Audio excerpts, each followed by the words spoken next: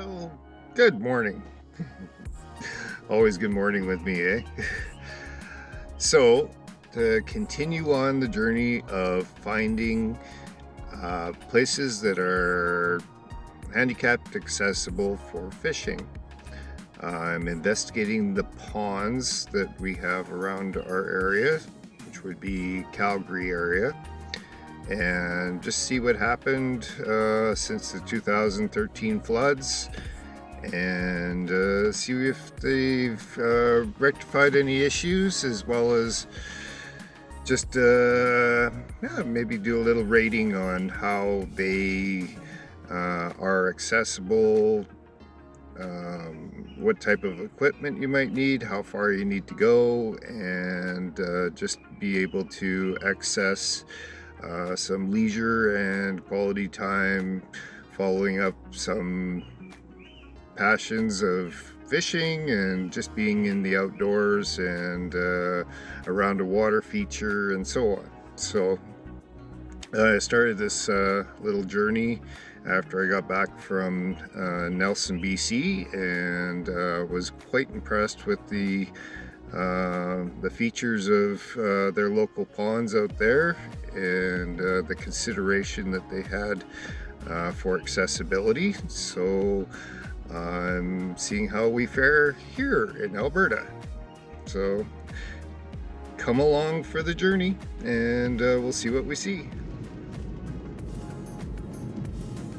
There be snow in them mountains.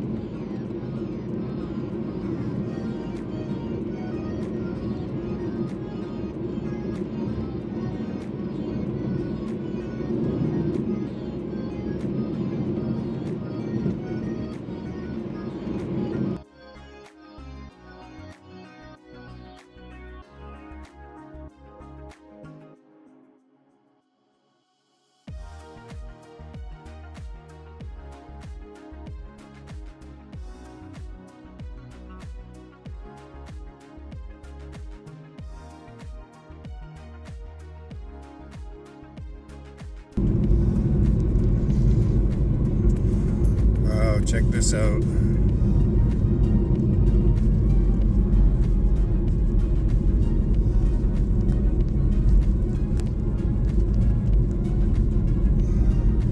I do love it when the clouds are hanging low.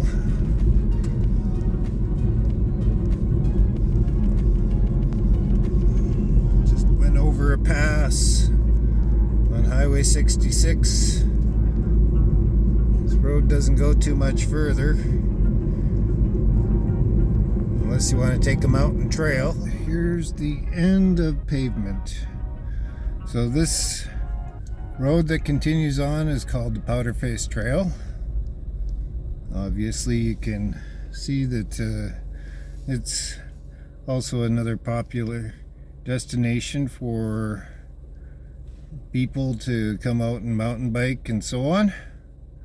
Travel not recommended. Use at own use or own risk. But I do know there is some ponds down here. So let's just wander down the road here and see what we can see. And I can't remember the name of these ponds. I didn't see a sign or whatever, so let's go investigate.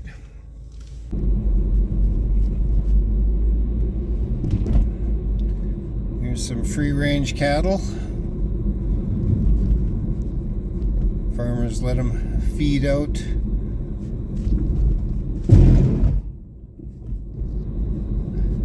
During the summer months and round them up in the winter.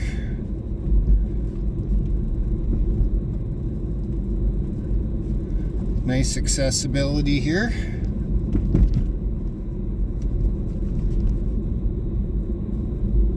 And we are still along the Elbow River.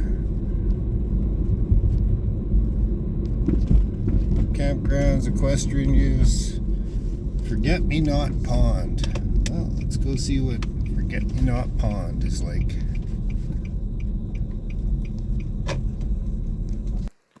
So here we are. Forget-Me-Not Pond. So I think still the default regulations apply here.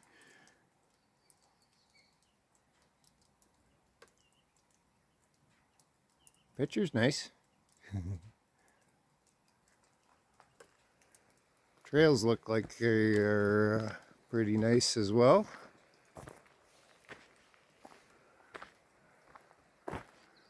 I would hazard a guess this is going to be an 8 to 9 on the accessibility chart. Fishing, that's a completely different story. Well, I have traveled here in years past and have tried my hand at fishing. It was actually quite frustrating because I could actually see tagged rainbow trout that were huge. Like we're talking maybe 5 to 7 pounds. But wow, they would not take anything. They were wise. But check this out. Paved paths.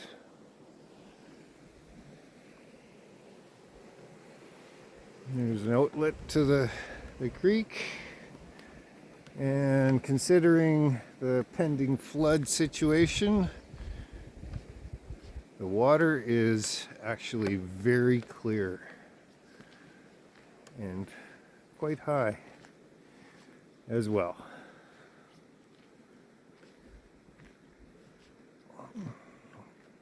And as you can see, the path does go all the way around the lake, and there's some park benches and picnic spots.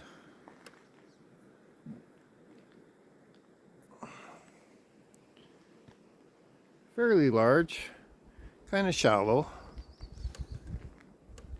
I would say maximum depth is probably about 15 feet or so. Could get out here on a belly boat.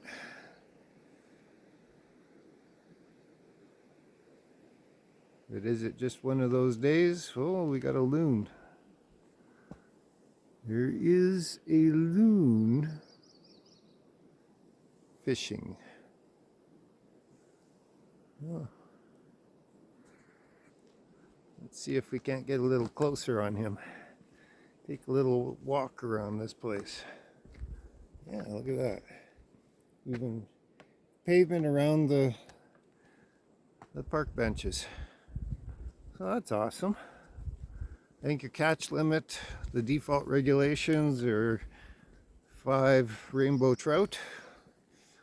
And because this isn't looking like it's joined with the Elbow River, I guess the other species like brook trout, apparently, bull trout, I would still say that there's potential for cutthroat fish in the Elbow River, and rainbow trout, of course. So let's just take a look up here and maybe see if that loon will pose for us. But on a day like today, there's next to nobody here. So if you want to fish in peace all by yourself, pick a day like this. A little bit chilly. You gotta wear some long sleeves and a vest, but oh wow, fantastic. And the lake seems to go around a bend here.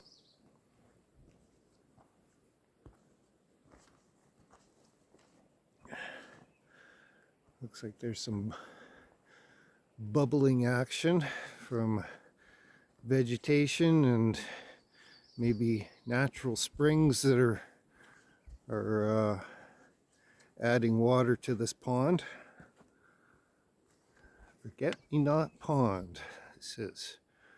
So, I would say this is an awesome venue to get your family members out and come and enjoy a picnic and beautiful scenery of the mountains, fresh air, away from city lights, city noise, traffic, and smog.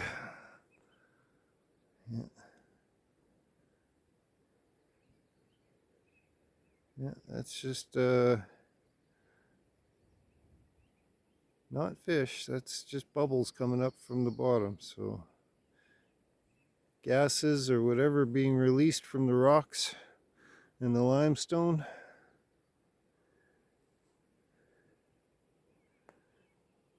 But a very well manicured facility.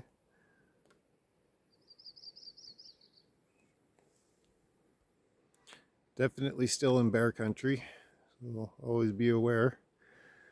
Pack out your garbage and your food and make sure that it's yeah, taken care of properly. Wow, that loon traveled far. He was at this end, now he's at the complete other end. Good thing I got my spotting scope. Let's see if we can't get a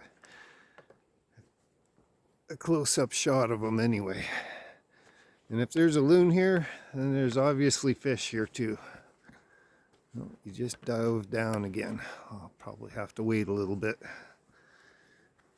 But yeah, let's see what we can see. There he is. Fishing hard.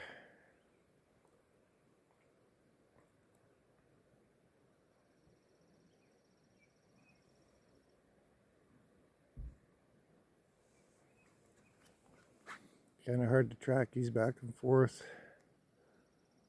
all over this pond.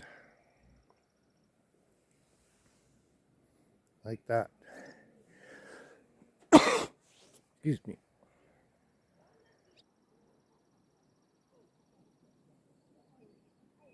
Looks like something's happening there.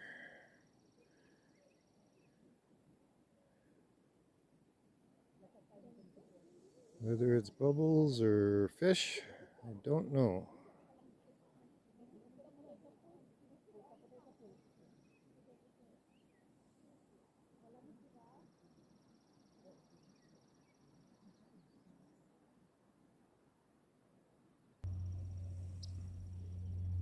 Well, there he is again, but man, is he busy. Fishing like crazy. From one end of the pond to the next. So, obviously he's chasing something around down there. It's a good sign that there might be fish in here. But for how long? Who knows? Maybe he eats them all. Or she. I can't tell if this is a female or a male loon.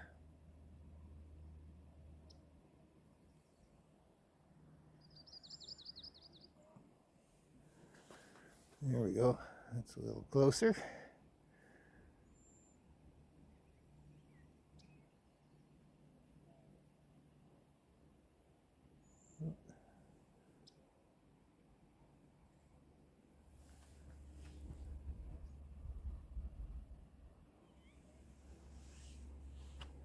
Yeah.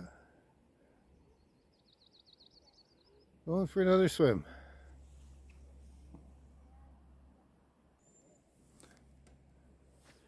That's enough of that. Chase him with the camera all day.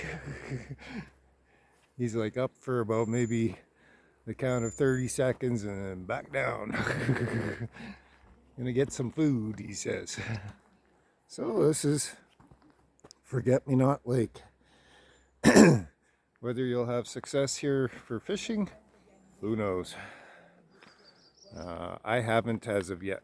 But yeah, still scenery beautiful, mountain slopes beautiful, and like I said, on the road, potential for sheep herds to be down, and yeah, could catch them crossing the road and getting water. So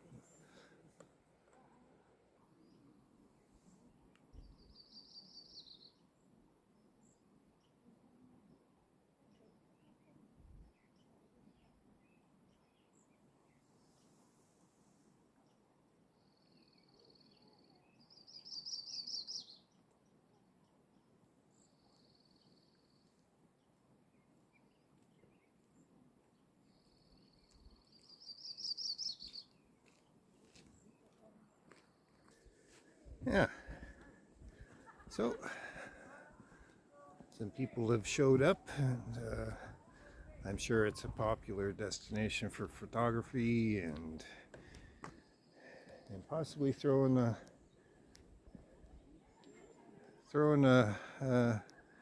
line in the water and see what you come up with. I don't know the schedule for restocking this lake or anything like that, but I'm sure they do that from time to time.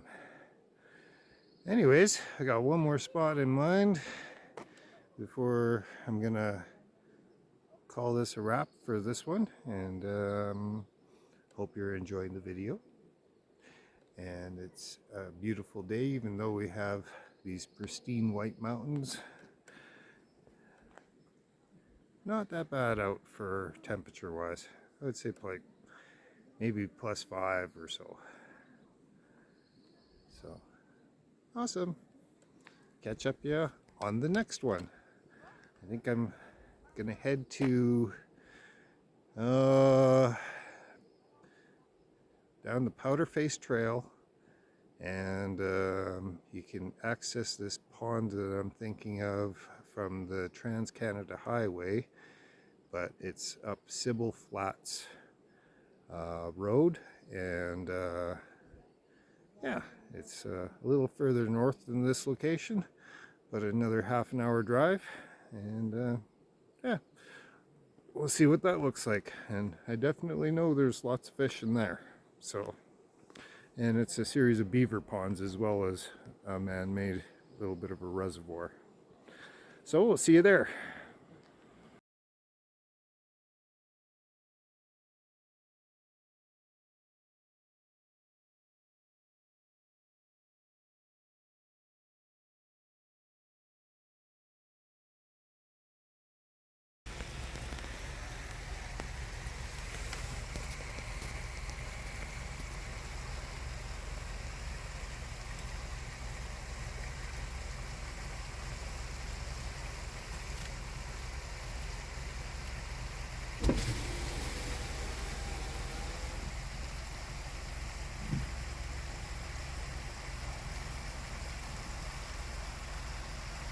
Right on. Nice little young buck. Whitetail.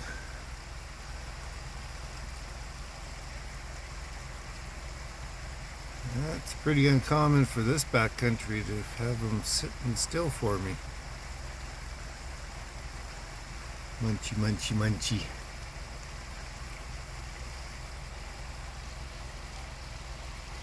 Right on. Hello.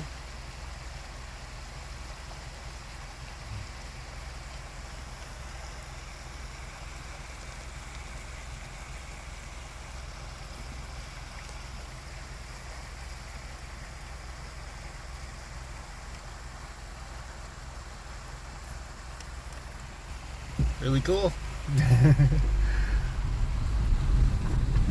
Never know what you see along the way.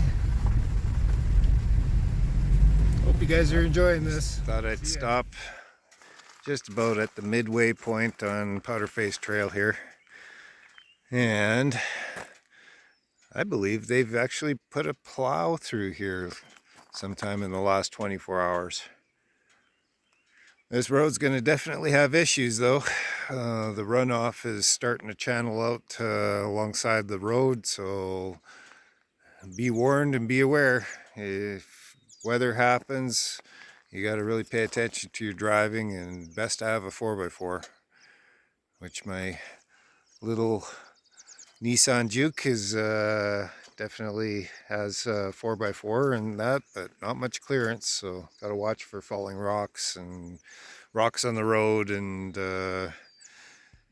yeah, this is my fault, I think, as I changed out my winter tires for my all-season summer tires, and yeah, look what happens a week later.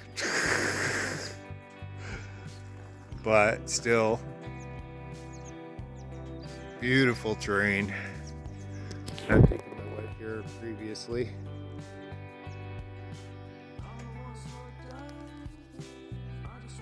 I bet you they had at least 4 or 5 inches worth of snow. It's melting fairly quickly, but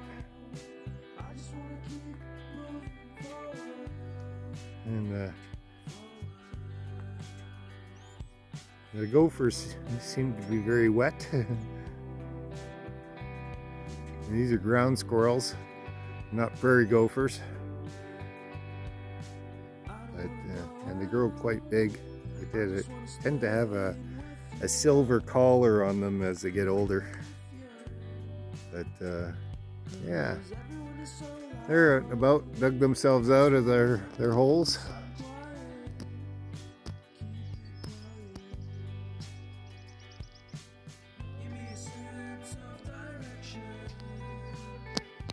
And this is a trailhead of sorts. There's a couple more down over there.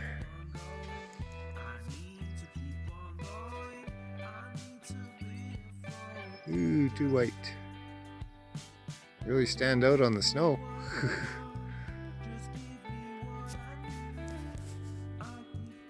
Yeah, halfway to Sybil Flats Road. Like I said, drive it at your own peril. But you know, that's one more thing to be friendly to the people that you meet along the way, because you never know when you possibly might need their help or whatever. Crap happens at the best of times, and probably when you least expect it. So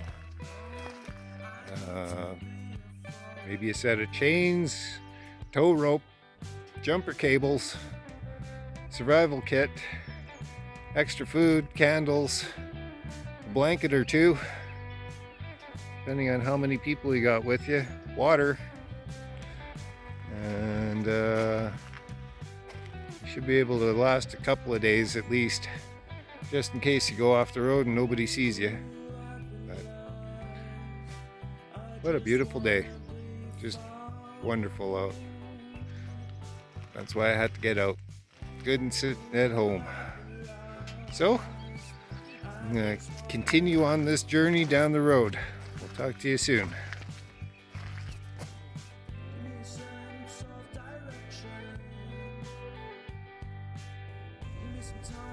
And there's another young white-tail buck.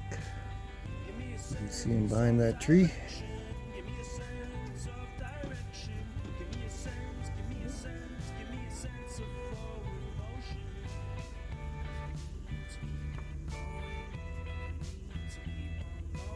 Everybody's out enjoying the day.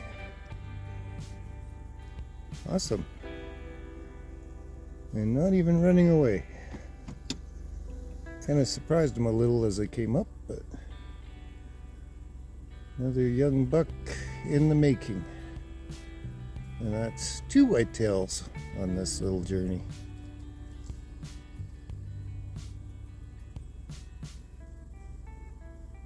Very cool.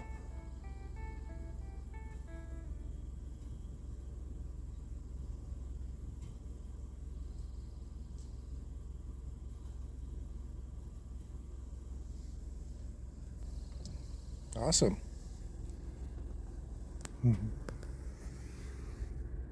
Wasn't expecting to see any animals. This is a pretty well traveled road.